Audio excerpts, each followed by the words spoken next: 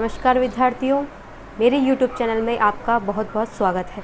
आज हम पढ़ते हैं राजस्थान जीके में हिस्ट्री के बारे में बात करते हैं।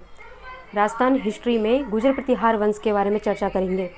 ये टॉपिक बहुत ही इम्पोर्टेंट है, एग्ज़ाम की दृष्टि से बहुत इम्पोर्टेंट है। हर एग्ज़ाम देख लो, अपनी रीट देख लो, वनपाल देख लो, वन रक्षक देख लो, पटवारी है, LDC, हाई कोर्ट, समस्त राजस्थान की जो जितनी भी एग्ज़ाम्स है राजस्थान जीके आती है जिनमें, तो बहुत इम्पोर्टेंट टॉपिक है। आज हम इस टॉपिक के बारे में चर्चा करेंगे। आइए देखते हैं, पढ़ते हैं।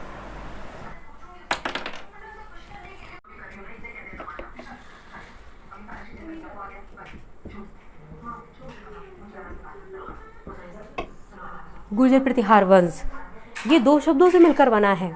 एक तो है गुर्जर, दूसरा है प्रतिहार। गुर्जर शब्द कहाँ से आया और प्रतिहार शब्द कहाँ से आया, इसके बारे में चर्चा करते हैं। इस टॉपिक को पढ़ने के लिए हमें 5-7 पॉइंट है, उसको पढ़ने की आवश्यकता है। फिर ये टॉपिक बहुत ही ईजी, बहुत ही सीधा है। बच्चों को ये बहुत टफ लगता है, कठिन लगता है, लेकिन इसके पॉइंट टू पॉइंट हम पढ़ते जाएंगे और ये चैप्टर बहुत आसानी से आपको समझ में आ जाएगा और इससे एक भी क्वेश्चन बाहर नहीं जाएगा। इसको डिटेल से अच्छे से पढ़ेंगे, ठीक है। देखिए, इसका अर्थ एक तो हम पढ़ेंगे इसके अर्थ के बारे में कि ये गुर्जर प्रतिहार का अर्थ क्या है। दूसरा इसके बारे में पढ़ते हैं कि ये इनका क्षेत्र कहाँ पर, ये कहाँ पर निवास करते थे, ठीक है। एक इनके क्षेत्र के बारे में बात करते हैं। एक उनके उत्पत्ति का मत कि गुर्जर प्रतिहार आए कहाँ से थे। समस्त प्रकार के इतिहासकार, जो अपने विदेशी इतिहासकार है, अपने राजस्थान के, अपने इंडियन इतिहासकार है और मुस्लिम इतिहासकार है, इन्होंने इनके बारे में क्या क्या अपने अपने मत दिए उसके बारे में भी चर्चा करेंगे। तो इनके उत्पत्ति के मत के बारे में भी बात करते हैं।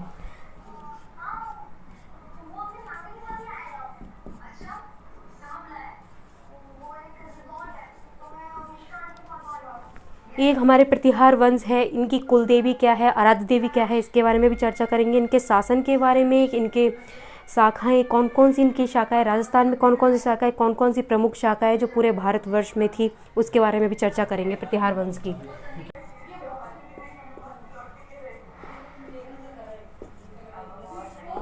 ठीक है। और इनकी देवियाँ कौन कौन सी, इनकी देवियाँ हैं, उनके बारे में भी चर्चा करते हैं।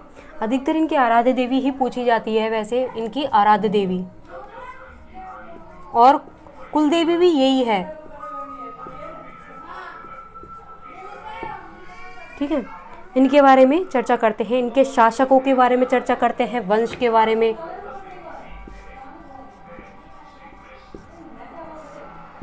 सर्वप्रथम इनका अर्थ लेते हैं कि गुर्जर प्रतिहार का अर्थ क्या है।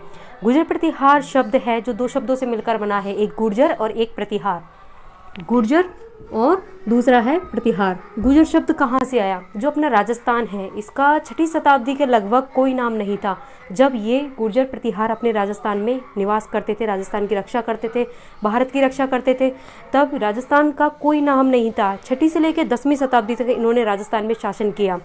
तो 6वीं शताब्दी में राजस्थान का कोई नाम नहीं था, तो राजस्थान प्रदेश को गुजरात प्रदेश के नाम से जाना जाता था। गुजरात प्रदेश के नाम से जाना जाता था। ये अपना राजस्थान है, ये अपना राजस्थान है, ठीक है।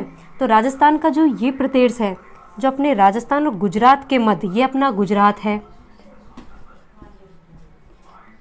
और ये अपना राजस्थान है। तो इन दोनों के मध्य का जो ये इलाका है, जिसे हम आज मरु प्रदेश के नाम से जाना जाते हैं, मारवाड़ बोलते हैं, मरु प्रदेश बोलते हैं, तो इस इलाके में जो जाति निवास करती थी 6वीं शताब्दी में, उनको गुर्जर जाति कहा जाता। गुजरात प्रदेश इस जाति के नाम से इस प्रदेश को, मरु प्रदेश को गुजरात प्रदेश के नाम जाना जाने लगा। तो ये मारवाड़ मरु प्रदेश में कौन कौन से जिले आते हैं, अपना ये बीकानेर, बाड़मेर, जैसलमेर, जालोर, पाली, सिरोही और ये अपना जोधपुर, ये सब इलाका इसमें इस प्रदेश के अंतर्गत आता है। तो इस प्रदेश में निवास करती थी कौन सी जाति, गुर्जर जाति। तो इस प्रदेश को क्या नाम से जाना जाता था, गुर्जरात प्रदेश नाम से जाना जाता था, ठीक है। तो अपने जो ये गोपीनाथ शर्मा है, पंडित गोपीनाथ शर्मा, पंडित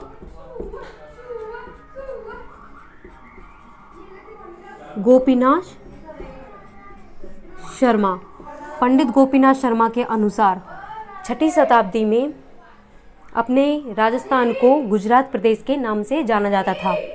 6वीं शताब्दी में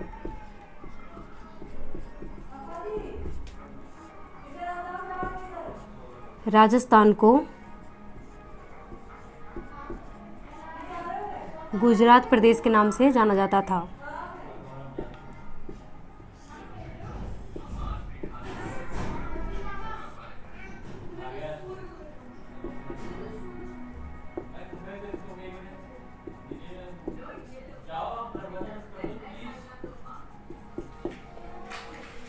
ठीक है, फिर हम चर्चा करते हैं प्रतिहार वंश के बारे में। प्रतिहार वंश क्यों कहा गया इनको प्रतिहार? प्रतिहार का मतलब क्या होता है? प्रतिहार का मतलब होता है द्वारपाल। द्वारपाल क्यों कहते थे? क्योंकि ये राजस्थान की रक्षा करते थे। किन से करते थे रक्षा? जो मुस्लिम शासक थे, जो हमारे मध्य एशिया राजस्थान के इधर भारत के पश्चिम की तरफ जो हमारे मुस्लिम आक्रांता थे, जो बार बार भारत पर आक्रमण करते थे, तो उनसे रक्षा करने के लिए इन्हें द्वारपाल के नाम से, क्योंकि ये रक्षा करते थे बार बार ढाल की तरह। ये हमारा है भारत, ये हमारा है भारत। तो ये हमारा है राजस्थान। तो राजस्थान है, ये है हमारा मध्य एशिया।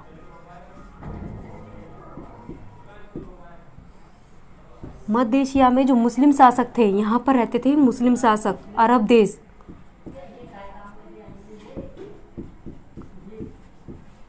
मुस्लिम शासक बार बार हमारे भारत पर आक्रमण करते थे, बार बार आक्रमण करते थे, लेकिन जो हमारे प्रतिहार है, गुर्जर प्रतिहार है, वो इनसे डटकर मुकाबला करते थे, एकदम द्वारपाल की तरह भारत माता की रक्षा करते थे। इन्हें लक्ष्मण का वंशज भी बताया गया। आगे हम इस बारे में चर्चा करते थे क्यों लक्ष्मण का वंशज बताया गया। जिस प्रकार लक्ष्मण जो हमारे श्री राम भगवान हैं, उनके जो भाई लक्ष्मण हैं, जो राम भगवान की एकदम सेवक की तरह रक्षा करते थे, द्वारपाल की तरह रक्षा करते थे, और सेम उसी की तरह ये भी अपने भारत माता की रक्षा करते थे, इसलिए इन्हें लक्ष्मण का वंशज बताया गया। ठीक है, तो ये राजस्थान के इस भाग में रहते थे, तो ये मुस्लिम शासकों से भी भारत की रक्षा करते थे। और हमारे आंतरिक आक्रमण, जैसे राष्ट्रकूट है, ये राष्ट्रकूट जो हमारे दक्षिण में रहते हैं, और ये पाल वंश, राष्ट्रकूट वंश और पाल वंश जो हमारा बंगाल ये पाल वंश रहता है हमारे भारत में बंगाल की तरफ। तो ये भी बार बार राजस्थान पर आक्रमण करते थे। तो ये जो गुर्जर प्रतिहार, यहाँ पर जो गुर्जर प्रतिहार है, जो गुर्जर प्रतिहार लोग हैं, गुर्जर प्रतिहार वंश है, ये हमारे भारत की, हमारे राजस्थान की रक्षा इन समस्त विदेशी आक्रमणकारी और ये हमारे आंतरिक आक्रमणकारी से हमारे राजस्थान की रक्षा करता था, इसलिए इन्हें द्वारपाल कहा जाता था। ठीक है, ये हो गया हमारा अर्थ, गुर्जर प्रतिहार का अर्थ। अब हम चर्चा करते हैं इनके क्षेत्र के बारे में कि इनका निवास स्थान कहाँ पर था। मूलतः इनका निवास स्थान, इनकी 26 अपने जो मुहूर्त नैणसी है, अपने जो मुहूर्त नैणसी है, ये मुहूर्त नैणसी,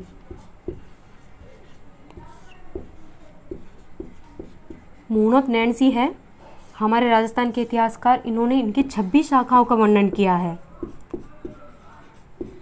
गुर्जर प्रतिहार वंश की 26 शाखाओं का वर्णन किया है।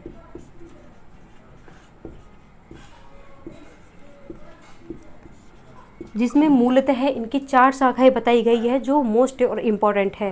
पहली शाखा है इनकी प्रतिहार वंश। कौन से प्रतिहार? मंडोर के प्रतिहार।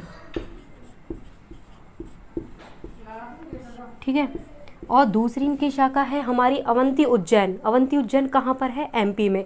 तो अवंती उज्जैन, उज्जैन को ही अवंती बोला जाता था, अवंती उज्जैन, ये कहाँ पर है? एमपी में। तो यहाँ पर इनकी एक शाखा यहाँ पर निवास करती थी। और हमारी जो तीसरी शाखा है ये कन्नौज। कन्नौज कहाँ पर है? यूपी में।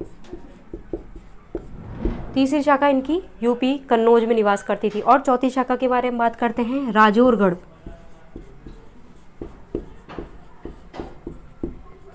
राजौरगढ़ कहाँ पर है? गुजरात में। चौथी शाखा गुजरात में निवास करती थी।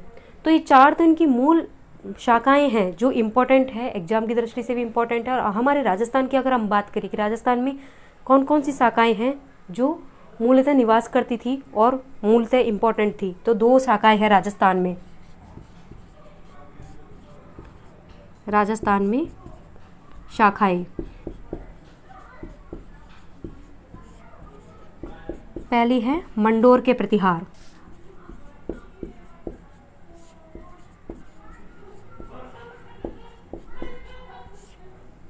दूसरा है भीनमाल के प्रतिहार। भीनमाल कहाँ पर पड़ता है?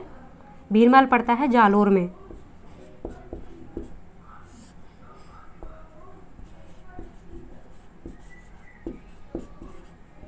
मंडोर पड़ता है जोधपुर में। ठीक है, और भीनमाल पड़ता है अपना जालोर में। जो हमारे मंडोर के प्रतिहार है, जो जोधपुर में थे, इनके संस्थापक कौन था? रज्जिल था संस्थापक। और जो भीनमाल के प्रतिहार वंश है, इसका संस्थापक कौन था? नागभट्ट प्रथम।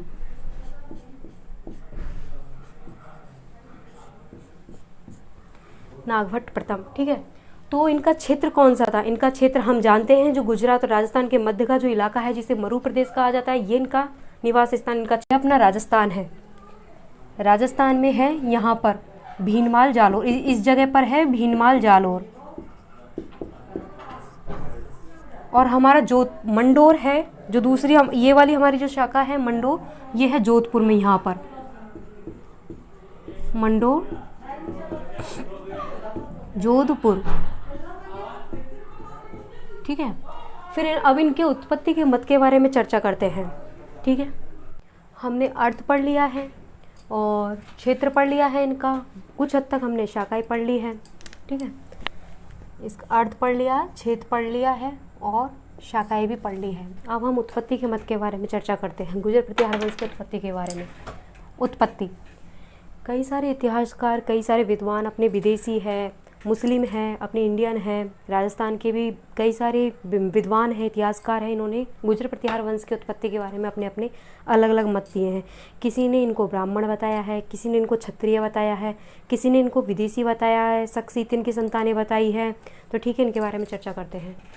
पहला है हमारा क्या बोलते हैं, पृथ्वीराज रासो के जो इतिहासकार, पृथ्वीराज रासो जिसने ग्रंथ लिखा था चंद्रवरदायी, उन्होंने इनके बारे में क्या कहा, उसके बारे में चर्चा करते हैं। चंद्रवरदायी के अनुसार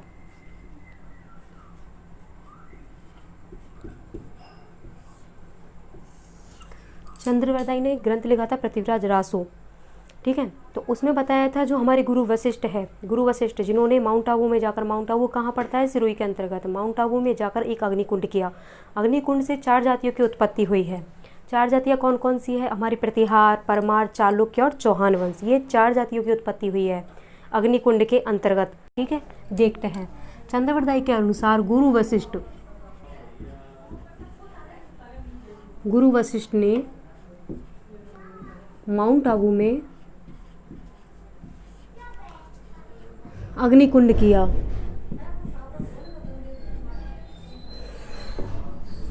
अग्निकुंड किया और 4 जातियों की उत्पत्ति की अग्निकुंड से, अपने हवन कुंड से। पहली है हमारी प्रतिहार। प्रतिहार कौन सी? गुर्जर प्रतिहार। दूसरी है परमार। तीसरी है चालुक्य। चौथी है चौहान, ठीक है। इन्होंने तो अपना मत दे दिया चंद्रवरदायी ने। अब इनके मत की सहमति भी की। सहमति किसने की? मुहूर्त नैणसी ने।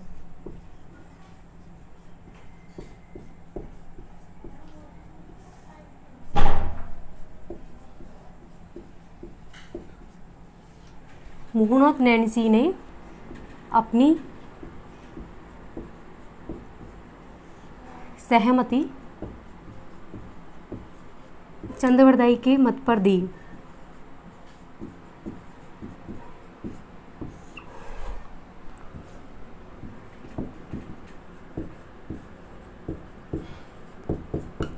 ठीक है। अब तीसरा कौन आता है? तीसरा आता है कन्निगम।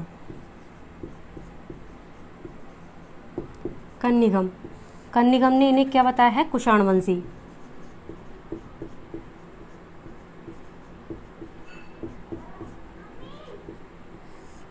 ठीक है। चौथा है हमारा कौन सा? डॉक्टर भंडारकर।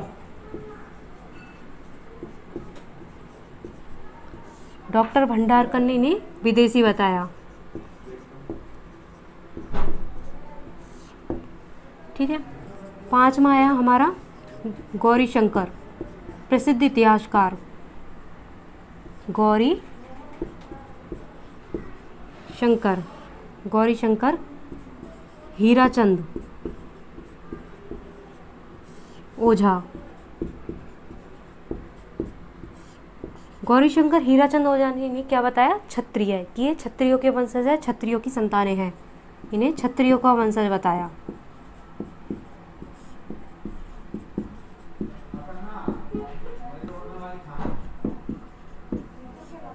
ठीक है, फिर उसके बाद में 5वां पॉइंट हो गया। छठा पॉइंट है अपना, कौन सा है? स्मिथ स्टैनफोनो।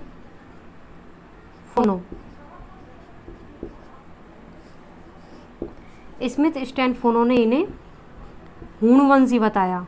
कौन बताया? हूणवंशी।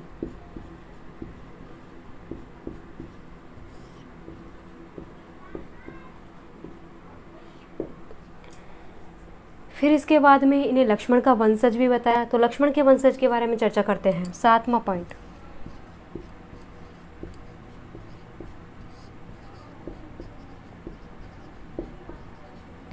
लक्ष्मण का वंशज। ये क्यों? मतलब इक्ष्वाकु जो वंश है अपना, इक्ष्वाकु रघुवंशी क्षत्रिय।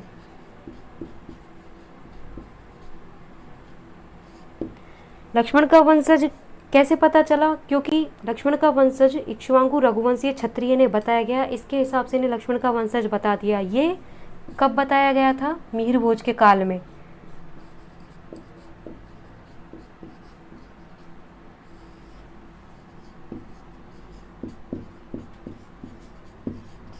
मिहिर भोज के काल में हमें एक शिलालेख प्राप्त हुआ था। कौन सा शिलालेख है? ग्वालियर का शिलालेख। ग्वालियर के शिलालेख में इन्हें लक्ष्मण का वंशज बताया था, इक्ष्वाकु रघुवंशीय क्षत्रिय बताया था।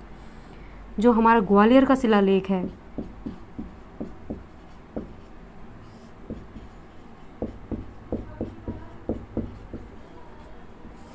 ग्वालियर शिलालेख के अंतर्गत इन्हें लक्ष्मण का वंशज बताया गया था। ठीक है। 8वां पॉइंट, हमारे जो कर्नल जेम्स टोड है, कर्नल जेम्स टोड राजस्थान के पितामह, राजस्थान के इतिहास के जनक, राजस्थानी इतिहास के पितामह, जो हमारे विदेशी साहित्यकार इतिहासकार है कर्नल जेम्स टोड, इन्होंने क्या कहा?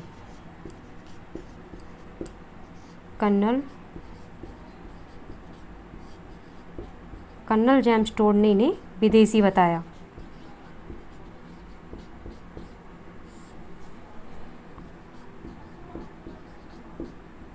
विदेशी बताया। विदेशी में भी कौन बताया इन्हें? शक और सिथियन बताया।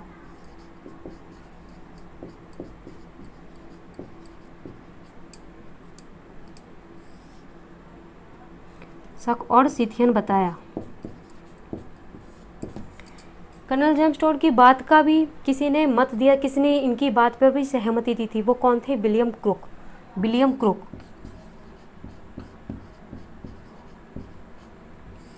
क्रुक ने भी इनकी बात पर सहमति दी।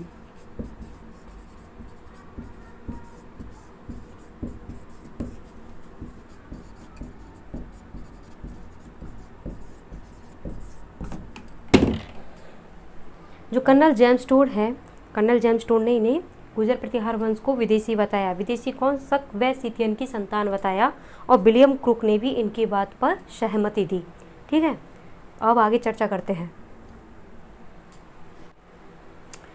हमने बहुत सारे उत्पत्ति के मत के बारे में चर्चा करी, और भी मत हैं। कई सारे इतिहासकारों ने कई सारे अभिलेखों में गुर्जर प्रतिहार वंश की उत्पत्ति के बारे में बताया गया है। आइए देखिए, चर्चा करते हैं। एक हमारा है ऐहोल अभिलेख। ऐहोल अभिलेख कहाँ से प्राप्त हुआ? कर्नाटक से प्राप्त हुआ। ऐहोल अभिलेख हमारे चालुक्य नरेश जो पुलकेशिन द्वितीय है, उनके शासनकाल में हमें प्राप्त हुआ था। ठीक है, देखिए बात करते हैं उसके बारे में। ऐहोल अभिलेख कर्नाटक से प्राप्त हुआ था ये। ठीक है, चालुक्य नरेश पुलकेशिन द्वितीय।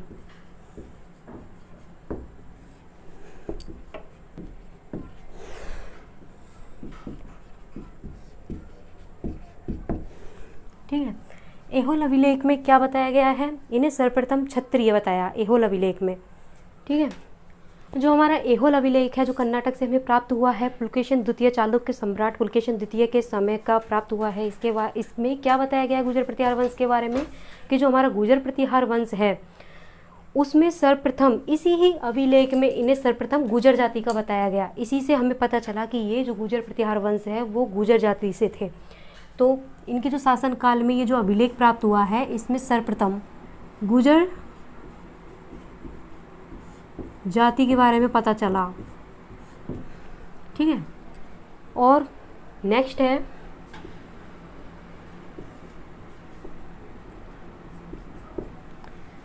है जो हमारे ये अरबी इतिहासकार थे, जो हमारे मध्य एशिया के थे, सुलेमान हुआ, अल-मसूदी हुआ, उन्होंने क्या बताया। सुलेमान के अनुसार अरबी जो इतिहासकार है उनके बोलने का तरीका, उनके समझने का तरीका बिल्कुल डिफरेंट है। सबके अपने अपने तरीके होते हैं बोलने के, समझने के, सुनने के। तो इन पे क्या ना गुर्जर नहीं बोला गया होगा, तो इन्होंने गुर्जर नहीं बोला, तो इन्होंने इनको जुर्ज बोल दिया। सुलेमान ने गुर्जरों को, गुर्जर प्रतिहारों को जुर्ज बताया।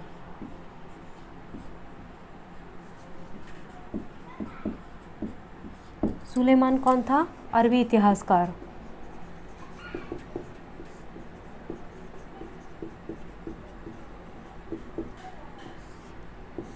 इन्होंने और क्या बताया इनको? अरब का दुश्मन बताया। अरब का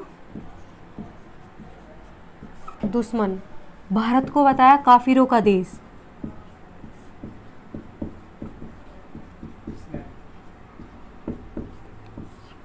जो हमारे सुलेमान है अरबी इतिहासकार, इन्होंने गुर्जर प्रतिहारों को अरब का दुश्मन बताया था तथा अरबों को मानने वाला, अरबियों को मुस्लिम शासकों का दुश्मन, मुस्लिमों का मानने वाला। ठीक है, और भारत को काफिरों का देश बताया था सुलेमान ने।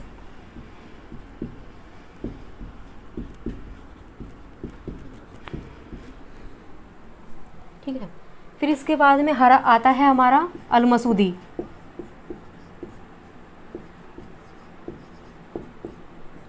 ये भी अरबी इतिहासकार है अल-मसूदी। इन्होंने गुर्जर प्रतिहार को क्या बताया था? गुर्जर प्रतिहार को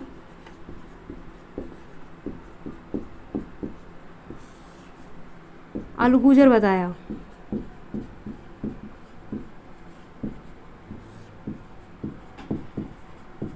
अल-गुर्जर बताया। अल-मसूदी ने गुर्जर प्रतिहारों को अल-गुर्जर बताया। वह गुर्जर प्रतिहारों का जो शासक होता था, शासक को का क्या बताया? बोरा। शासक को बोरा कहकर संबोधित किया।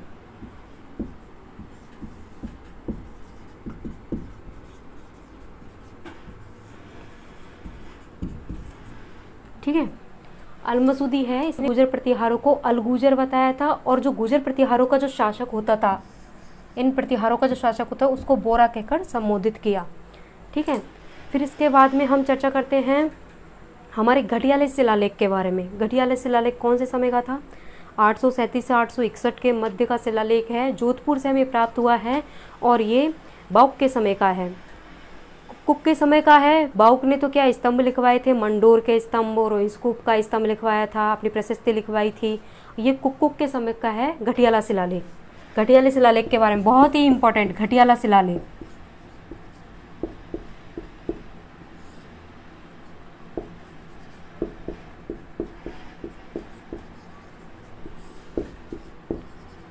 (861) में लिखा गया है ईस्वी में।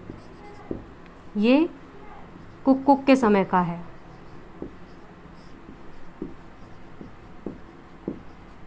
कुक के समय लिखा है।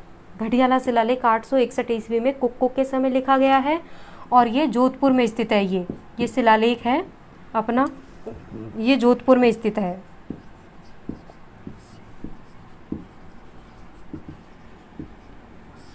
तो यही जो घड़ियाला शिलालेख है, इसमें सर्वप्रथम सती प्रथा के बारे में हमें जानकारी मिलती है। सर्वप्रथम किस शिलालेख से मिलती है? राजस्थान के अंतर्गत जो हमारा घड़ियाला शिलालेख है, इसके अंतर्गत ही सर्वप्रथम सती प्रथा की जानकारी मिलती है। जो हमारी संपल देवी है उसके सती होने के प्रमाण मिलते हैं। राजस्थान में सर्वप्रथम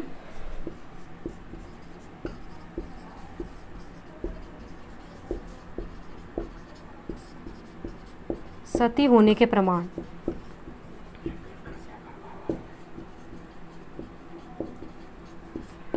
जो हमारा घटियाला शिलालेख है 861 ईस्वी में लिखा गया है, कुक्कुक के समय लिखा गया है। जोधपुर में जो स्थित है हमारा घटियाला शिलालेख, इसके अंतर्गत हमें विभिन्न प्रकार की जानकारी मिलती है। एक जानकारी है हमारी जो राजस्थान में सती होने के प्रमाण किसके, संपल देवी के।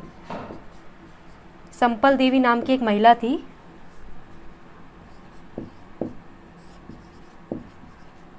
संपल देवी नाम की एक महिला थी, इसके सती होने के प्रमाण मिलते हैं।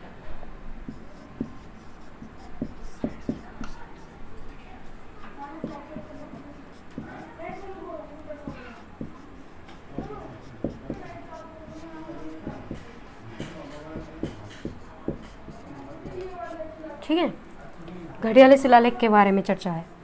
एक जानकारी तो हमें ये प्राप्त होती है इससे, एक जानकारी हमें घटियाला शिलालेख से क्या प्राप्त होती है कि घटियाला शिलालेख के अंतर्गत जो हमारा ये गुर्जर प्रतिहार वंश है, ये जो हमारे राजा हरिश्चंद्र है, राजा हरिश्चंद्र को ही गुर्जर प्रतिहार वंश का मूल संस्थापक माना, आदि पुरुष माना है। रोहिलिद्री ने कहा जाता है, वह प्रतिहारों का गुरु कहते हैं। तो ये इसकी जानकारी हमें घटियाला शिलालेख से ही प्राप्त हुई है कि जो हमारे गुर्जर प्रतिहार है वो ब्राह्मण जाति के थे। किस जाति के थे? ब्राह्मण जाति के। इन्हें ना तो क्षत्रिय बताया इस शिलालेख में, ना इन्हें विदेशी बताया है, इन्हें सिर्फ और सिर्फ ब्राह्मण जाति का बताया गया है। इस शिलालेख के अनुसार हमें गुर्जर प्रतिहार वंश के ब्राह्मण होने का प्रमाण प्राप्त होते हैं।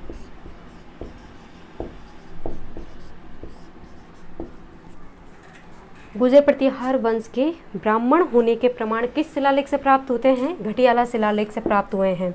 जो हमारे राजा हरिश्चंद्र है, हरिश्चंद्र हमारे ब्राह्मण जाति के थे, जो हमें ये प्रमाण घटियाला शिलालेख से प्राप्त होता है। घटियाला शिलालेख 861 ईस्वी जोधपुर के अंतर्गत कुक्कुक के समय। ठीक है, और हम बात करें हमारे प्रतिहार वंश के शासनकाल के बारे में, तो ये 6वीं शताब्दी से लेकर 10वीं शताब्दी तक इनका शासन रहा। ठीक है, 6वीं शताब्दी से लेकर 10वीं शताब्दी तक इन गुर्जर प्रतिहार वंश का शासन रहा था हमारे राजस्थान के अंतर्गत। ठीक है, और हम आगे और चर्चा करते हैं। समस्त प्रकार की जानकारी मिली गई है। ठीक है, अब इनके आराध्य देवी और शासकों के बारे में चर्चा करेंगे। ठीक है, हमने इसके अर्थ के बारे में पढ़ लिया है, क्षेत्र के बारे में पढ़ लिया है और उत्पत्ति के मत के बारे में भी पढ़ लिया है। ठीक है, और इनकी शाखाएं भी पढ़ ली है कि इनकी मंडोर और भीनमाल की 2 शाखाएं थी। ठीक है, अब इनकी आराध्य देवी के बारे में चर्चा करते हैं। गुर्जर प्रतिहार वंश की आराध्य देवी,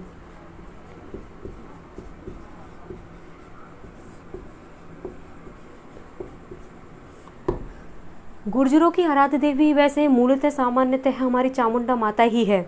ठीक है, तो गुर्जर प्रतिहार वंश की आराध्य देवी मूलतः चामुंडा माता है, यही इनकी कुल देवी है। और राठौड़ों की देवी भी इनके कुल में पूजी जाती थी।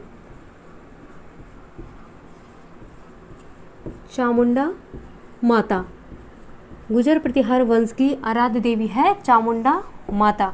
अब इनके शासकों के बारे में हम चर्चा करते हैं।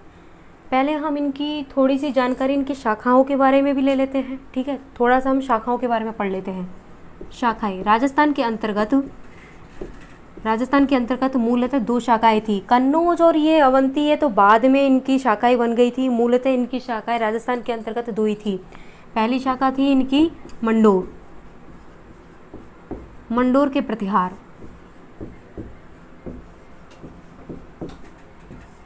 सेकंड इनकी शाखा है भीनमाल जालोर के प्रतिहार।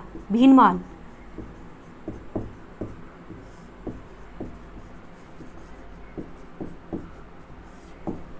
ठीक है, भीनमाल जालोर और हमारा है मंडोर के प्रतिहार। मंडोर के प्रतिहार में जो इनका शासक है, संस्थापक है, ये हमारा है रज्जिल। और भीनमाल के प्रतिहार के अंतर्गत भीनमाल के प्रतिहारों का संस्थापक शासक है नागभट्ट प्रथम।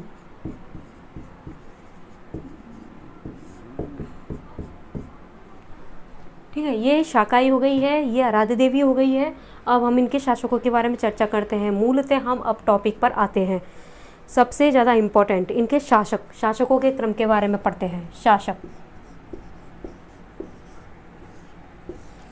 शासक सर्वप्रथम हमारे जो आदि पुरुष है राजा हरिश्चंद्र के बाद में हुए थे हमारे राजा रज्जिल के बाद में हुए थे हमारे नरभट्ट के बाद में हुए थे नागभट्ट के बाद में हुए थे हमारे भोज प्रतिहार के बाद में हुआ था झोट प्रतिहार, झोट प्रतिहार के बाद में हुआ था हमारे शिलुक, शिलुक के बाद में हुए थे हमारे कक बाउक कक। ये चलते हैं इनके क्रम के बारे में। सब सर्वप्रथम हमारा हुआ था राजा हरिश्चंद्र। ये सब याद हो जाएंगे, हम सोचते हैं कि हमें याद नहीं होंगे, राजाओं के क्रम कैसे याद करें, कैसे याद होंगे। इनको बार बार रिवीजन करने से, बार बार रिपीट करने से ये याद हो जाते हैं, ना कि इनको रटने की ज़रूरत है। 2-3 बार इनको पढ़ते हैं, ये याद हो जाते हैं। हरिश्चंद्र, इनके कालक्रम के बारे में हमें पूर्णतः जानकारी नहीं मिलती है कि इनका कौन सा समय, कौन सा कालक्रम है। लेकिन और इनके बाद में आता है हमारा हरिश्चंद्र के बाद में आता है रज्जिल, रज्जिल के बाद में आता है नरभट्ट, नरभट्ट के बाद में आता है नागभट्ट, नागभट्ट के बाद में आता है हमारा हरिश्चंद्र, रज्जिल, नरभट्ट, नागभट्ट, नागभट्ट के बाद में आता है भोज प्रतिहार या प्रतिहार भोज, कुछ भी लिख दो, ठीक है। इसके बाद में हमारा चलता है भोज प्रतिहार के बाद में हमारा चलता है झोट प्रतिहार,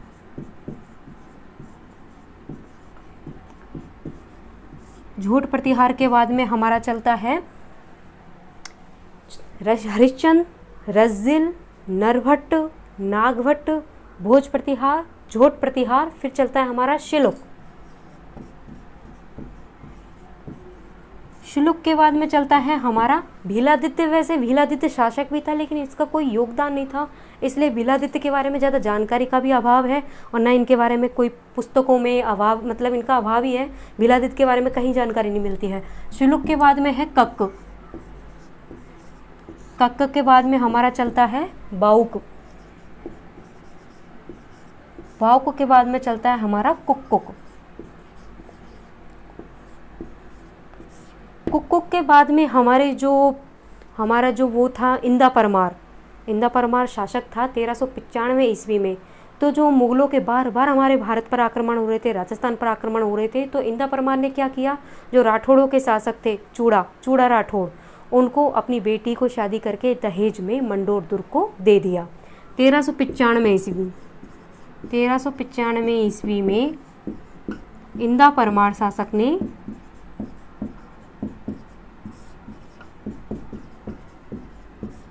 मंडोर दुर्ग राठौड़ शासक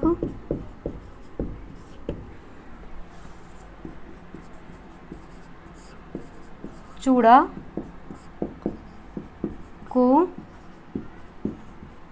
दहेज में दे दिया, मंडोर दुर्ग दहेज में दे दिया।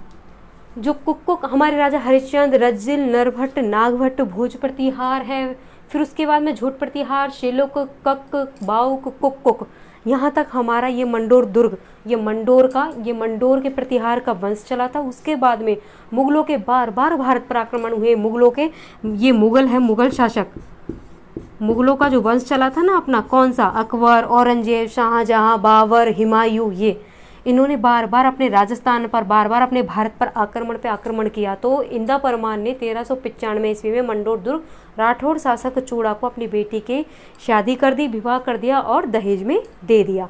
ठीक है, हम राजा हरिश्चंद्र के बारे में चर्चा करते हैं। ठीक है, शासकों के बारे में हमने संक्षिप्त में देखा था, हम डिटेल से देखते हैं। फर्स्ट नंबर पे है राजा हरिश्चंद्र। इनके बारे में सन का, समय का तो अभाव है, इनके बारे में बताया नहीं गया है कि कौन से सन, कौन सी ईस्वी में इनका शासन रहा था। इनके बारे में हमें जानकारी मिलती है। जो राजा हरिश्चंद्र थे, इन्हें अपना जो प्रतिहार वंश है, गुर्जर प्रतिहार वंश का आदि पुरुष माना जाता था। आदि पुरुष जानते हो आदि पुरुष क्या होता है? आदि पुरुष का मतलब होता है जिसने उस वंश को शुरू किया हो, चलाया हो, उसे आदि पुरुष कहते हैं। वंश में जो स्टार्ट किया है, जिसने ये गुर्जर प्रतिहार वंश स्टार्ट किया है, शुरू किया है, जिससे वो स्टार्ट हुआ है, उसको आदि पुरुष कहते हैं। ठीक है, जो राजा हरिश्चंद्र है उन्हें प्रतिहार वंश का आदि पुरुष कहते थे, प्रतिहारों का गुरु कहते थे और इन्हें रोहिलिद्री नाम से भी पुकारा जाता था। हरिश्चंद्र को लोहिद्री नाम से भी पुकारा जाता था। हरिश्चंद्र ने 2 शादियाँ की थी। एक तो इनकी जो शादियाँ थी, एक इनकी शादी ब्राह्मणी नामक युवती से हुई, इसका नाम का पता नहीं है, लेकिन वो ब्राह्मण थी। ठीक है, जो हमारे राजा हरिश्चंद्र है वो भी ब्राह्मण थे और वो युवती भी ब्राह्मण ही थी। फिर और दूसरी इनकी शादी हुई थी, वो हुई थी भद्रा नामक युवती से। जो भद्रा थी वो छत्राणी थी। इनके दो दो विवाह हुए थे। ठीक है, जो हमारा घटियाला शिलालेख है उसमें इसके बारे में हमें जानकारी प्राप्त होती है हरिश्चंद्र के 2 विवाहों के बारे में, और ब्राह्मण होने का भी प्रमाण मिलता है। ठीक है, जो राजा हरिश्चंद्र है उसे प्रतिहार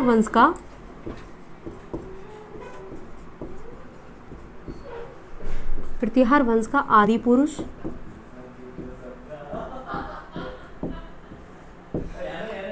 वह प्रतिहार वंश का इसे आदि पुरुष कहा जाता था, वह प्रतिहारों का गुरु कहा जाता था।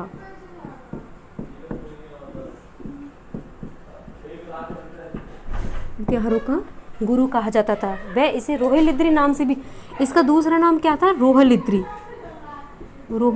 कहा जाता था इसे। ठीक है, जो राजा हरिश्चंद्र है उन्हें प्रतिहार वंश का आदि पुरुष भी कहा जाता था, प्रतिहारों का गुरु भी कहा जाता और रोहिलिद्री नाम से भी इन्हें पुकारा जाता था। इनकी 2 पत्नियां थी, एक का नाम था, इनकी पत्नी का नाम ब्राह्मणी, एक पत्नी का नाम था ब्राह्मणी, दूसरी पत्नी का नाम था इनकी का भद्रा।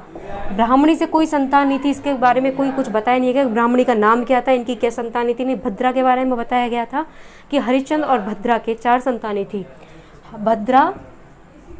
भद्रा वैस हरिश्चंद्र,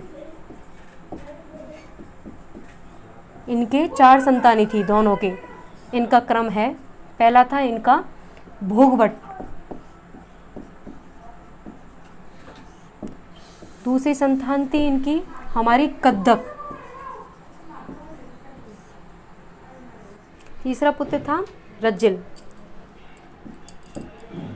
और चौथा पुत्र था दह। राजा हरिश्चंद्र की जो पत्नी थी भद्रा से 4 पुत्र हुए थे, भोगवट, कद्दक, रज्जिल और दह। तो ये 4 पुत्र हो गए। 4 पुत्रों ने सोचा चलो हम हैं तो हमें रहने के लिए भी जगह चाहिए, क्षेत्र चाहिए कि किस क्षेत्र पे हमें रहना है, किस जगह पे हमें रहना है। तो इन्होंने चारों ने मिलकर क्या सोचा कि जो मंडोर है, मंडोर पर अधिकार किया जाए, मंडोर पर आक्रमण किया जाए और मंडोर को अपने कब्जे में लिया जाए। तो चारों पुत्रों ने मिलकर मंडोर को जीता।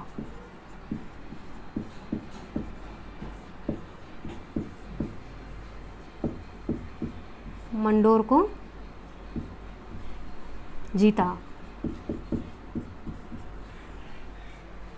ठीक है, और जो ये भोगवट है, कद्दक है और ये दह है, ये तो तीनों चले गए हिमालय पर तपस्या करने। ठीक है, और हमारे जो ये रज्जिल है, ये मोस्ट इम्पोर्टेंट है। रज्जिल ने शासन किया था मंडोर के ऊपर। ठीक है, तो नेक्स्ट शासक हम पढ़ते हैं राजा हरिश्चंद्र के बाद में रज्जिल। सेकंड नंबर पे आता है हमारा रज्जिल।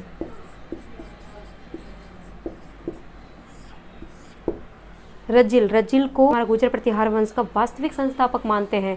रज्जिल को वास्तविक संस्थापक मानते हैं तथा सर्वप्रथम इन्हें ही प्रतिहार वंश का क्षत्रिय शासक बताया था और इन्हें राजा की उपाधि भी दी थी। और सर्वप्रथम रज्जिल ने ही राजसूय यज्ञ करवाया।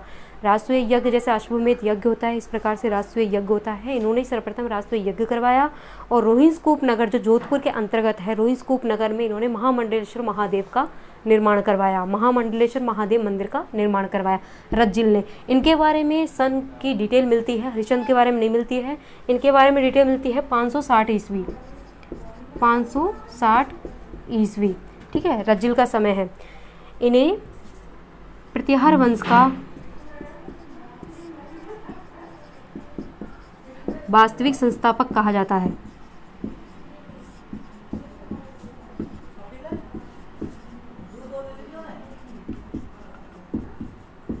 वास्तविक संस्थापक कहा जाता है। ठीक है, पहला पॉइंट। दूसरा पॉइंट है रज्जिल को सर्वप्रथम क्षत्रिय बताया था।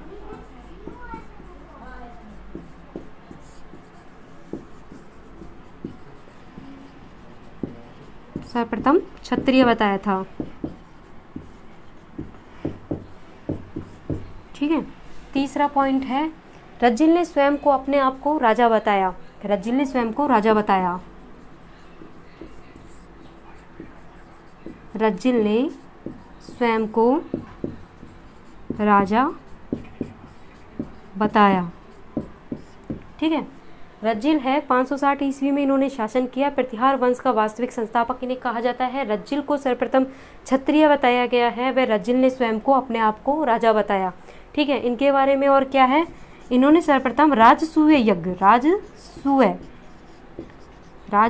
यज्ञ करवाया। ठीक है। और इनके बारे में कहा जाता है कि जो रोहिंसकूप नगर है, रोहिंसकूप नगर जोधपुर के अंतर्गत है। रोहिंसकूप नगर जोधपुर,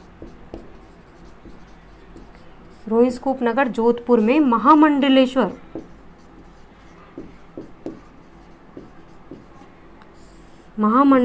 महादेव मंदिर का निर्माण करवाया। ठीक है। रज्जिल ने 560 ईस्वी में प्रतिहार वंश का वास्तविक संस्थापक इन्हें कहा जाता है। रज्जिल को सर्वप्रथम क्षत्रिय बताया गया है। रज्जिल ने सर्वप्रथम स्वयं को राजा कहा है। राष्ट्रीय यज्ञ इन्होंने करवाया है। वह रोहिंसकूप नगर जोधपुर के अंतर्गत है। वहाँ पर इन्होंने महामंडलेश्वर महादेव मंदिर का निर्माण करवाया है। ठीक है। ये रज्जिल के बारे में जानकारी हो गई। अब इसके बारे में पढ़ते हैं। नेक्स्ट शासक है हमारा नरभट्ट।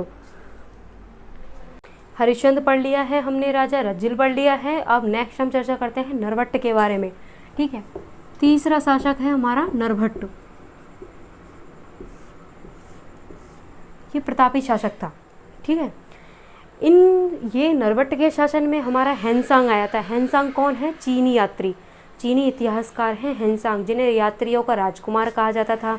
हेनसांग ने अपनी पुस्तक लिखी थी सीयू की पुस्तक लिखी थी, तथा इन्होंने जो हमारे जो प्रतिहार वंश है गुर्जर प्रतिहार, इनके बारे में गुर्जर प्रतिहार वंश के बारे में इन्होंने कूचलो शब्द का उपयोग किया था। तथा इनका सर्वप्रथम अपना जो हर्षवर्धन है, भारत का शासक हर्षवर्धन है, उनके शासनकाल में ये भारत आए थे और अपने राजस्थान ये नरभट्ट के शासनकाल में आए थे और सर्वप्रथम भीनमाल जालोर में आए थे। ठीक है। भीनमाल जालोर को इन्होंने पीलो भोलो शब्द से इन्होंने भीनमाल जालोर को पुकारा। ठीक है। और गुर्जर प्रतिहार को इन्होंने कूचलो शब्द से पुकारा। और जो नरभट्ट है, अपने जो शासक है नरभट्ट, इनको पेल्लो पेली नाम से पुकारा। पेल्लो पेली का अर्थ क्या होता है? पेल्लो पेली का अर्थ होता है साहसिक कार्य करने वाला और गुरु व ब्राह्मणों की सेवा करने वाला। ठीक है। इसके बारे में चर्चा करते हैं। हेनसांग के बारे में बाद में पढ़ेंगे, पहले नरभट्ट के बारे में चर्चा करते हैं। ठीक है। नरभट्ट के शासनकाल में चीनी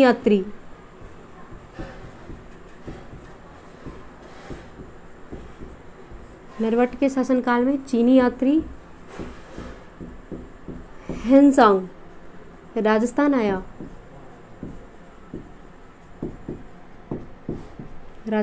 आया। ठीक है। नरभट्ट के बारे में दूसरी जानकारी हमें मिलती है कि जो नरभट्ट है, इन्होंने रोहिंसकूप नगर में विष्णु मंदिर का निर्माण करवाया। जो रोहिंसकूप नगर है जोधपुर का,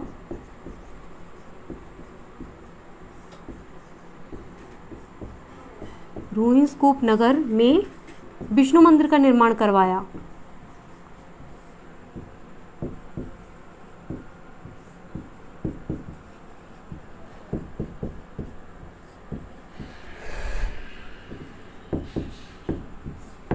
ठीक है। और नरभट्ट को पेल्लो पैनी की उपाधि दी थी। किसकी उपाधि थी? पेल्लो पैनी की उपाधि। पेल्लो पैली की उपाधि किसने दी? पेल्लो पैली की उपाधि हेनसांग ने दी। पेल्लो पैली की उपाधि दी थी हेनसांग ने। ठीक है। जो हमारा नरभट्ट है, चीनी यात्री हेनसांग राजस्थान में नरभट्ट के शासनकाल में आया था। रोहिंसकूप नगर में विष्णु मंदिर का निर्माण करवाया और पेल्लो पैली की उपाधि हेनसांग ने दी थी। किसको दी थी? नरभट्ट को दी थी। पेल्लो पैली शब्द का उपयोग, पेल्लो पैली शब्द का अर्थ क्या होता है? साहसिक कार्य करने वाला। क्या? साहसिक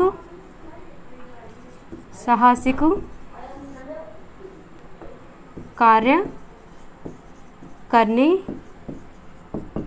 वाला वह। और दूसरा अर्थ क्या होता है इसका? गुरु व ब्राह्मणों की रक्षा करने वाला। ठीक है। नरभट्ट के बारे में है जानकारी। चीनी यात्री हेनसांग राजस्थान में, 2-3 जानकारी है, ज़्यादा जानकारी भी नहीं है। चीनी यात्री हेनसांग राजस्थान में आया। इसके शासनकाल में रोहिंसकूप नगर में विष्णु मंदिर का निर्माण करवाया। पेल्लो पैनी की उपाधि दी थी हेनसांग ने। और साहसिक कार्य करने वाला, गुरु व ब्राह्मणों की रक्षा करने वाला आदि, इस शब्द पेल्लो पैली का अर्थ है। अब हेनसांग के बारे में चर्चा करते हैं। हेनसांग, हेनसान ये है चीनी यात्री। कौन है? चीनी यात्री। हेनसांग को चीनी यात्री कहते हैं, वह यात्रियों का राजकुमार भी कहते हैं। क्या कहते हैं? यात्रियों का राजकुमार।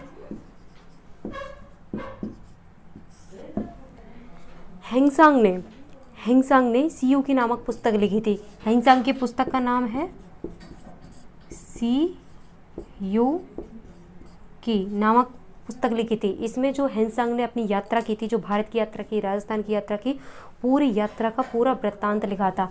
अपनी यात्रा का वृत्तांत, अपनी यात्रा का पूरा वर्णन लिखा। ठीक है, सीयू की नामक पुस्तक में। ये जो हमारा हेनसांग चीनी यात्री है, वह हर्षवर्धन के शासनकाल में आया था। हर्षवर्धन, भारत का राजा हर्षवर्धन के शासनकाल में आया। हर्षवर्धन के शासनकाल में भारत आया।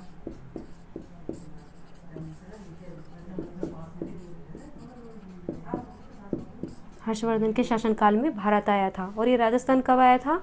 नरभट्ट के शासनकाल में।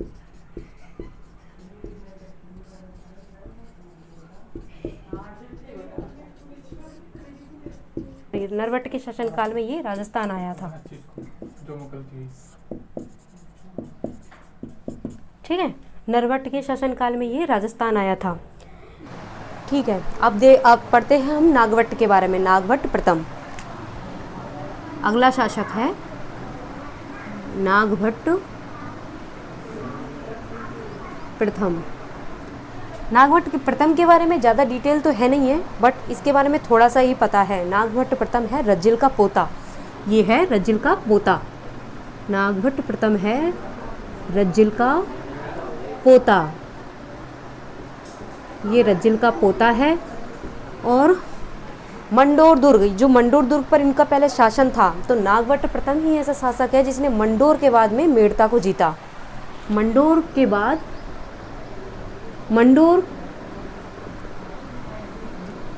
मंडोर से मेड़ता को जीता। मेड़ता कहाँ पर है? मेड़ता है नागौर में। मेड़ता है नागौर में। मंडोर कहाँ पर है? जोधपुर। जानते ही हैं अपन, पहले पढ़ लिया। मंडोर है जोधपुर। ठीक है, मंडोर से मेड़ता को जीता। नागभट्ट प्रथम ये रज्जिल का पोता है और इन्होंने मंडोर से मेड़ता को जीता। कुछ पुस्तकों में इनके बारे में ये मिलता है, जो पुष्कर झील जो हमारी अजमेर के अंतर्गत स्थित है, पुष्कर झील के जो घाट है, इनका निर्माण भी नागभट्ट प्रथम ने करवाया। आइए इसको भी देख लेते हैं। पुष्कर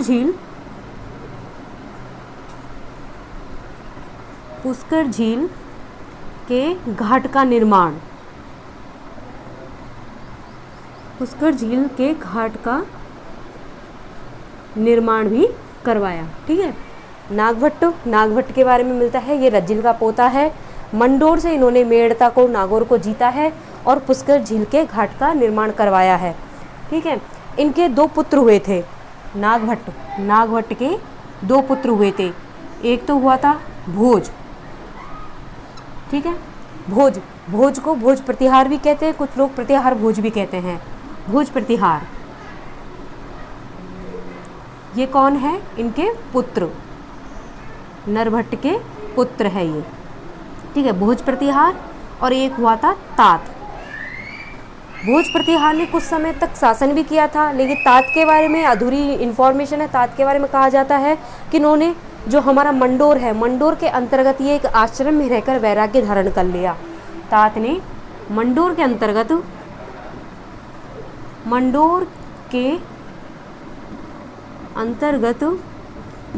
आश्रम में रहकर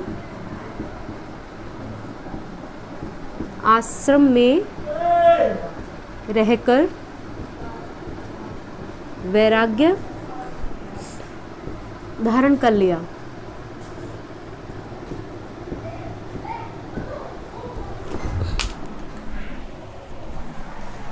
ठीक है, नागभट्ट के 2 पुत्र हुए थे, भोज प्रतिहार और दूसरा हुआ था तात।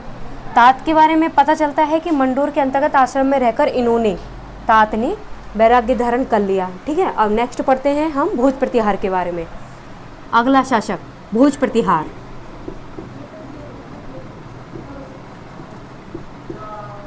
भोज प्रतिहार के बारे में कोई भी इंफॉर्मेशन नहीं है, किसी भी बुक में भोज प्रतिहार के बारे में कोई इंफॉर्मेशन नहीं है। बस इनके बारे में ये बताया गया ये नागवट के पुत्र हैं और तात के बड़े भाई हैं, यही इंफॉर्मेशन है। ये तात के बड़े भाई हैं, तात के बड़े भाई व नागभट्ट प्रथम के पुत्र।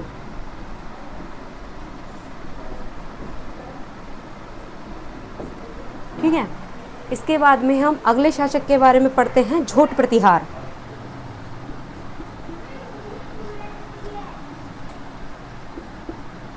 झोट प्रतिहार के बारे में कहा जाता है कि ये कला प्रेमी थे, संगीत प्रेमी थे और वीणा वादक भी थे। पूरे प्रतिहार वंश में, गुर्जर प्रतिहार वंश में जो हमारे मंडोर दुर्ग के शासक हैं, मंडोर के शासक हैं, उनमें जो कला प्रेमी थे, संगीत प्रेमी थे और वीणा वादक थे वो झोट प्रतिहार थे। क्वेश्चन भी पूछा गया है, वीणा वादक कौन सा शासक था गुर्जर प्रतिहार वंश में, जो है झोट प्रतिहार। ठीक है, और इन्होंने क्या किया था, जो रावल जाति थी, रावल जाति को अपनी दरबारी के रूप में नियुक्त किया, रावल जाति को अपने दरबारी के रूप में नियुक्त किया। आइए देखिए इसके बारे में पढ़ते हैं। झोट प्रतिहार कला व संगीत प्रेमी, कला व संगीत प्रेमी थे झोट प्रतिहार। ठीक है, और ये वीणा वादक भी थे, ये मोस्ट इम्पोर्टेंट है। वीणा वादक, प्रतिहार वंश में वीणा वादक शासक, वीणा वादक शासक भी थे। और इन्होंने जो रावल जाति है, रावल जाति, रावल जाति ये भी जाति है, क्षत्रिय जाति है रावल जाति भी। ठीक है, ये इनके भी राजा महाराजाओं इन्होंने भी शासन किया था। रावल जाति को अपने दरबारी के रूप में नियुक्त किया, रावल जाति को अपने दरबारी के रूप में नियुक्त किया। ठीक है, झोट प्रतिहार कला व संगीत प्रेमी थे, वीणा वादक शासक भी थे और रावल जाति को अपने दरबारी के रूप में नियुक्त किया। यह है झोट प्रतिहार। अब इसके बाद में पढ़ते हैं अगला शासक। बस ये थोड़ी सी इन्फॉर्मेशन के बारे में जो बहुत ही इंपॉर्टेंट इन्फॉर्मेशन है, इतनी जानकारी हमें प्राप्त होती है, बुकों से भी इतनी जानकारी मिलती है। ठीक है, इसके बारे में इसके बाद में पढ़ते हैं शिलुक। ये प्रतापी शासक था शिलुक। सन इनके बारे में कोई इतनी खास कोई इन्फॉर्मेशन नहीं है कि इनके सन के बारे में भी बताया गया हो। ठीक है, शिलुक, शिलुक के बारे में जानकारी, शिलुक के बारे में बताया गया है कि ये जो हमारे जैसलमेर है, जैसलमेर लोद्रबा जैसलमेर बल्लभ देश, लोद्रबा जैसलमेर के देवराज भाटी को शिलुक ने पराजित किया। ठीक है, और इन्होंने तवन क्षेत्र पर भी अपना अधिकार कर लिया। तवन क्षेत्र जैसलमेर के अंतर्गत है, उस पर भी अपना अधिकार कर लिया शिलुक ने। ठीक है, और इन्होंने जोधपुर के अंतर्गत एक शिव मंदिर बनवाया था। शिव मंदिर कौन सा? सिद्धेश्वर महादेव का मंदिर, सिद्धेश्वर महादेव का मंदिर बनवाया था इन्होंने मंडोर जोधपुर के अंतर्गत। ठीक है, इतनी जानकारी हमें शिलुक के बारे में मिलती है। आइए देखते हैं, पढ़ते हैं शिलुक के बारे में। शिलुक ने बल्लभ देश, लोद्रबा जैसलमेर, लोद्रबा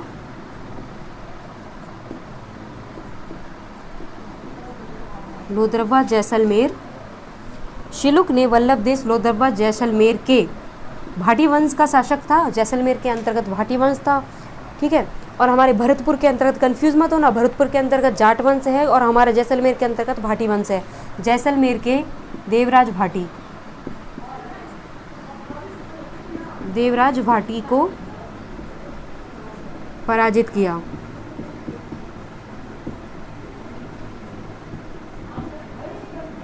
ठीक है, फिर उसके बाद में क्या किया इन्होंने? तवन क्षेत्र पर अपना अधिकार कर लिया। तवन क्षेत्र पर अपना अधिकार कर लिया। शिलुक ने वल्लभ देश लोद्रबा जैसलमेर के देवराज भाटी को पराजित किया और तवन क्षेत्र पर अपना अधिकार कर लिया। अगली जानकारी इनके बारे में क्या मिलती है, मंडोर जोधपुर के अंतर्गत इन्होंने एक महादेव का मंदिर बनवाया। कौन सा मंदिर, सिद्धेश्वर महादेव का मंदिर। शिलुक ने मंडोर जोधपुर के अंतर्गत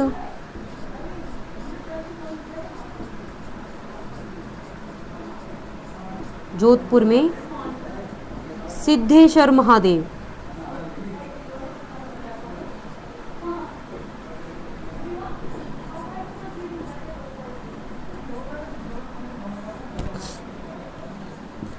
का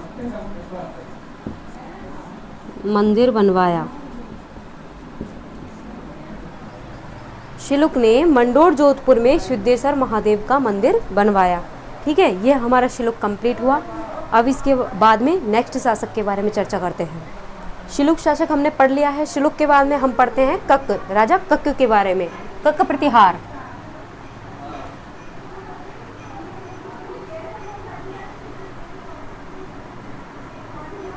शिलुक के बाद में कहीं कहीं कुछ पुस्तकों में भीलादित्य के बारे में भी बताया गया है। भीलादित्य शासक भी था प्रतिहार वंश का, लेकिन इसके बारे में पुस्तकों में जानकारी का अभाव होने की वजह से कोई इम्पोर्टेंट नहीं है, इसलिए इसको छोड़ दिया जाता है। हम इसके बारे में भी देख लेते हैं।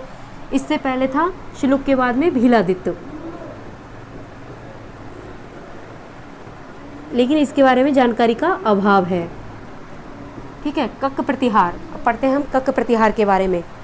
कक प्रतिहार ये ज्योतिष और व्याकरण का ज्ञाता था। ज्योतिष और व्याकरण का ज्ञाता था हमारा कक। ठीक है, और इन्होंने क्या किया था, इन्होंने जो बंगाल में जो धर्मपाल राजा था बंगाल का, उसके विरुद्ध युद्ध किया, उसको पराजित किया। बंगाल के धर्मपाल के विरुद्ध में इन्होंने कक ने युद्ध किया था। इनकी दो रानियाँ थी, एक दुर्लभ देवी और एक पद्मनी। पद्मनी के पुत्र हुआ था बाउक और दुर्लभ देवी के पुत्र हुआ था जो हमारा कुक्कुक है। पद्मनी भाटी वंश की रानी थी। ठीक है, आइए पढ़ते इसके बारे में। कक प्रतिहार।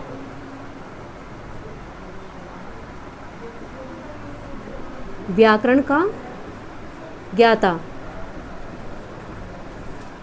व ज्योतिष का ज्ञाता।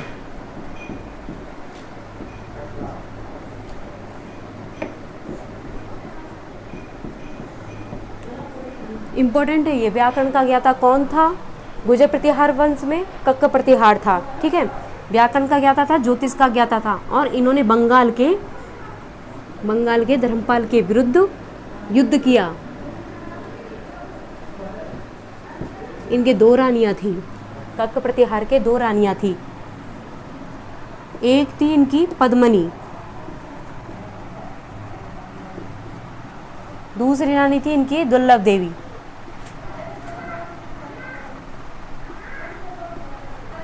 ठीक है, पद्मनी थी भाटी वंश की रानी। पद्मनी से इनको पुत्र हुआ था बाउक, और दुर्लभ देवी से इनको पुत्र हुआ था कुक्कुक। ठीक है, इनके बारे में कक प्रतिहार के बारे में इतनी ही जानकारी मिलती है। कक प्रतिहार व्याकरण का ज्ञाता व ज्योतिष का ज्ञाता है। बंगाल के धर्मपाल के विरुद्ध उन्होंने युद्ध किया था, और उनकी दो पत्नियां थी, एक पद्मनी, दूसरी दुर्लभ देवी। पद्मनी थी भाटी वंश की रानी, इनके बाउक पुत्र हुआ था। दुर्लभ देवी के हुआ था कुक्कुक पुत्र।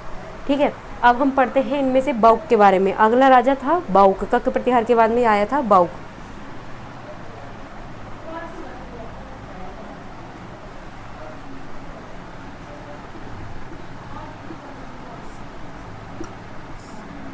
बाउक के बारे में कहा जाता है 837 ईसा पूर्व। 837 ईसा पूर्व लगभग शासन था। 837 ईसा पूर्व में इन्होंने प्रशस्ति लगवाई थी, दो प्रशस्ति लगवाई थी। ठीक है, मंडोर के विष्णु मंदिर के अंतर्गत इन्होंने प्रशस्ति लगवाई थी बाउक ने। तो बाउक ने प्रशस्ति में क्या करवाया था, अपने पूरे जो शासक है, अपना जो वंश है, उसके बारे में इन्होंने पूरा वर्णन लिखवाया अपनी प्रशस्ति के अंतर्गत। ठीक है, और इनके बारे में कहा जाता है कि इन्होंने राजा मयूर को भी पराजित किया था। ठीक है, पढ़ते इसके बारे में। 837 ईस्वी में बाउक ने मंडोर के विष्णु मंदिर में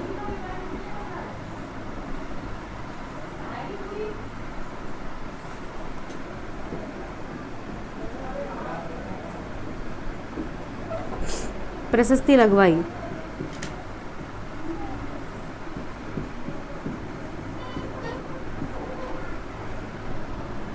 837 ईस्वी में बाउक ने मंडोर के विष्णु मंदिर में प्रशस्ति लगवाई, ठीक है। और इस प्रशस्ति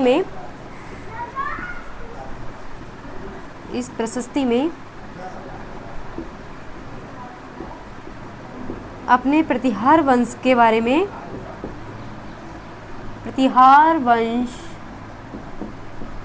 में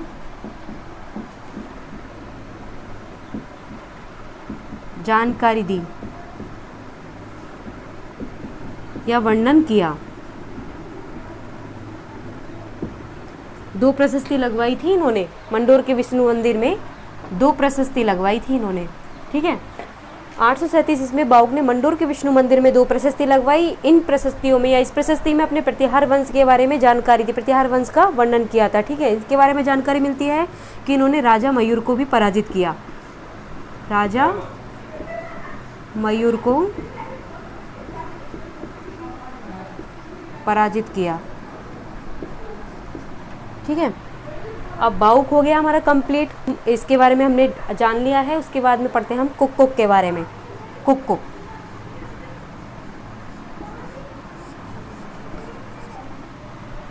के बारे में है इंफॉर्मेशन कि 861 ईस्वी में कुक्कुक ने घटियाली का शिलालेख लिखवाया। बहुत ही मोस्ट और इम्पोर्टेंट क्वेश्चन है, घटियाली का शिलालेख, जोधपुर के अंतर्गत घटियाली के शिलालेख लिखवाया। 2 शिलालेख लिखवाए थे, एक तो घटियाली का शिलालेख, दूसरा है हाथीपुला का लेख, ठीक है।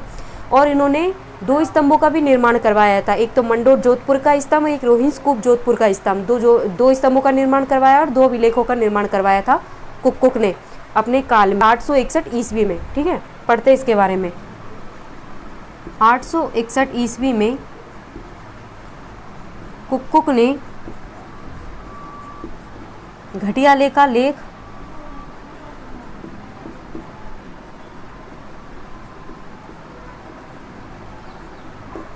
वह हाथीपुला का लेख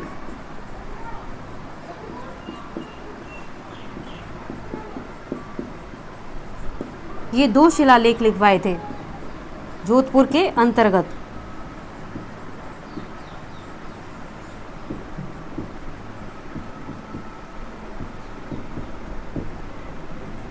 घटियाले के शिलालेख के बारे में हमने पहले जान लिया है कि इसमें क्या जानकारी मिलती है। इसमें जो हमारे राजा हरिश्चंद्र है, राजा हरिश्चंद्र ब्राह्मण होने के बारे में जानकारी मिलती है।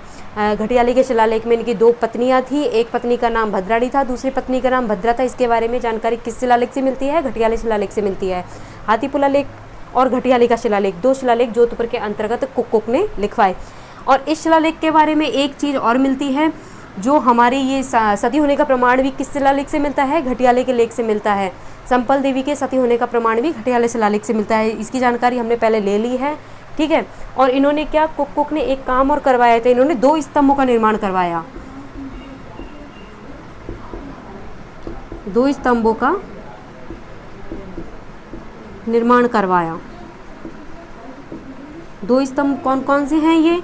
एक स्तंभ है इनका मंडोर में, मंडोर जोधपुर में। दूसरा स्तंभ है इनका कहाँ पर? दूसरा स्तंभ है इनका रोहिंस कूप, ये भी कहाँ पर है? जोधपुर में। इन्होंने 2 शिलालेख और 2 स्तंभों का निर्माण किसने करवाया था? कुक्कुक ने 861 ईस्वी में, ठीक है। अब इतना हमारा हो गया है, ठीक है। इतना हमने जान लिया है। अब थोड़ी बहुत जानकारी और बची है, जो हम इसको बोर्ड को साफ करके आगे जानते हैं, ठीक है। कुक्कुक के बारे में हमने जानकारियाँ ले ली है और इनके बारे में बहुत मोस्ट और इम्पॉर्टेंट जानकारी ये है कि कुक्कुक को प्रतिहार वंश का, गुर्जर प्रतिहार वंश का दानवीर शासक बताया जाता था, दानवीर कर्ण बताया जाता था। गुर्जर प्रतिहार वंश का कुक्कुक को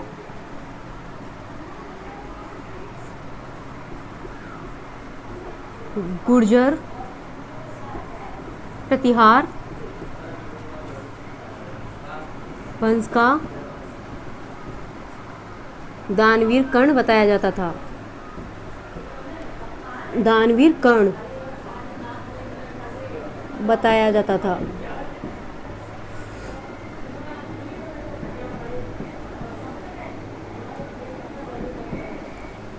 ठीक है।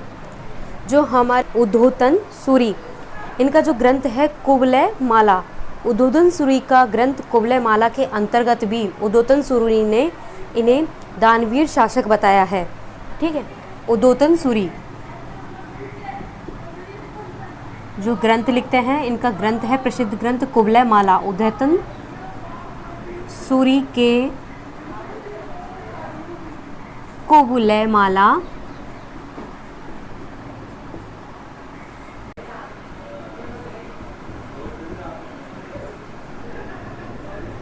इन्हें दानवीर शासक बताया।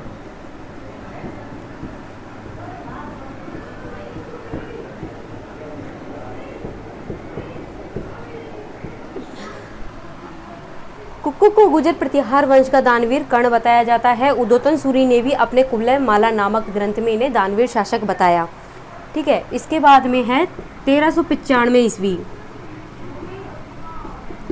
Most important. 1395 ईस्वी में जो हमारे इंदा परमार है, इंदा परमार यही परमार वंश, ये प्रतिहार वंश का जो शासक है इंदा परमार, इंदा परमार गुर्जर प्रतिहार वंश का शासक इंदा परमार, इंदा परमार ने मुगलों के डर से, मुगल शासक है ना, कौन कौन से अपने अकबर, औरंगजेब, बाबर, हुमायूं, शाहजहां, ये अपने मुगल वंश था। मुगल वंश के जो शासक हैं, मुगलों के डर से, मुगलों के डर से मंडोर दुर्ग, ठीक है, बताया जाता है कि 1395 ईस्वी में जो हमारे इंदा परमार है, गुर्जर प्रतिहार वंश का शासक है, इन्होंने मुगलों के डर से जो अपना शासक है मंडोर दुर्ग को, मुगलों के डर से जो राठौड़ वंश के शासक है चूड़ा राठौड़ को अपनी बेटी का विवाह करके दहेज में दे दिया। ठीक है, इंदा परमार ने मुगलों के डर से मंडोर दुर्ग को चूड़ा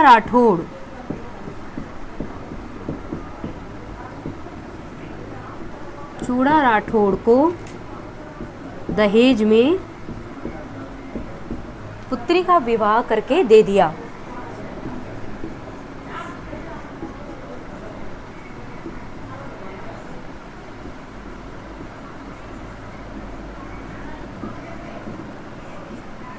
ठीक है, यहाँ पर अपना गुर्जर प्रतिहार वंश की मंडोर शाखा का समापन होता है। यहाँ पर ये वीडियो कंप्लीट होती है। और एक दो इसके बारे में जो इम्पोर्टेंट चीज़ है वो ये है कि जो हमारे राजौरगढ़ जो गुजरात के अंतर्गत आता है, राजौरगढ़, और आवानेरी जो दौसा के अंतर्गत आता है, जिसमें जो कलात्मक वैभव है, इनकी छत्रियाँ, इनके ऊपर जो नक्काशी चित्रकारी कुछ भी की हुई है, जो इनका कलात्मक वैभव है, जो हमारे गुर्जर प्रतिहार वंश का है। बहुत इंपॉर्टेंट क्वेश्चन है, अधिकतर एग्जामों में ये क्वेश्चन पूछा जाता है। जो आवानेरी है, आवानेरी कहाँ पर है? दौसा के अंतर्गत आवानेरी व राजौरगढ़ कहाँ पर है? गुजरात। आवानेरी कहाँ पर है? दौसा। आवानेरी व राजौरगढ़ गुजरात के कलात्मक वैभव है, कलात्मक वैभव